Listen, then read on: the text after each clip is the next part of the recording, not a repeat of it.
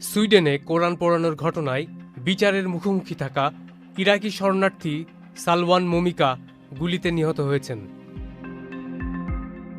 আদালতের রায় ঘোষণার ঠিক কয়েক ঘন্টা আগে গত বুধবার ২৯ জানুয়ারি রাতে স্টকহোমের নিকটবর্তী সারাত্তালিয়া শহরে তাকে গুলি করা হয়। এই ঘটনায় ৫ জনকে গ্রেপ্তার করেছে সুইডিশ পুলিশ। ৩৮ বছর বয়সী মমিকাকে একটি বাড়ির ভেতর যখন গুলি করে হত্যা করা হয় তখন তিনি টিকটকে লাইভে ছিলেন। সুইডিশ সিকিউরিটি সার্ভিস জানিয়েছে তারা পরিস্থিতির উপর নিবিড় পর্যবেক্ষণ রাখছে। ২০২৩ সালে সুইডেনের বাকস্বাধীনতা আইনে মমিকাকে স্টকহোমের মসজিদের বাইরে প্রতিবাদ কর্মসূচি পালনের অনুমতি দিয়েছিল দেশটির পুলিশ। ওই কর্মসূচিতেই তিনি কোরআন পুড়িয়েছিলেন।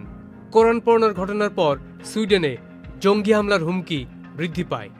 পরবর্তীতে যদিও সুইডিশ সরকার কোরআন পোড়ানোর ঘটনার নিন্দা জানায়। কোরআন পোড়ানোর ঘটনাকে কেন্দ্র করে ২০২৩ সালের জুলাইয়ে দুইবার বাগদাদের সুইডেন দূতাবাসে হামলা চালায় প্রতিবাদকারীরা। দ্বিতীয়বার হামলা করার সময় সেখানে অগ্নিসংযোগও করেছিল বিক্ষোভকারীরা। ২০২৩ সালে মমিকা প্রকাশ্যে কোরআন পোড়ানোর ঘটনায় তার বিরুদ্ধে মামলা হয়। বৃহস্পতিবার স্টকহোম আদালতে তার বিরুদ্ধে রায় ঘোষণা করার কথা ছিল। গত মার্চে নরওয়েতে আশ্রয় চেয়েছিলেন মমিকা, কিন্তু কয়েক সপ্তাহ রাখার পর নরওয়ে আবার তাকে সুইডেনে ফেরত পাঠিয়ে দেয়।